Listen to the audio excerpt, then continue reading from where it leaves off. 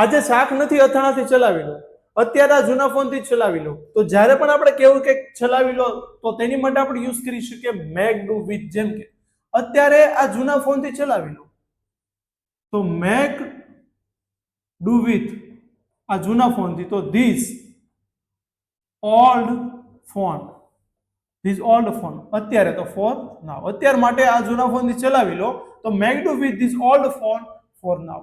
આજે શાક નથી અથાણાથી ચલાવી લો તો આજે શાક નથી એટલે there is no vegetable, there is no vegetable.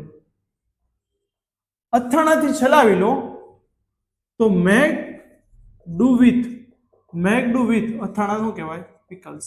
Make do with પિકલ્સ એટલે અથાણાથી ચલાવી લો તો મેક ડુ વિથ પિકલ્સ.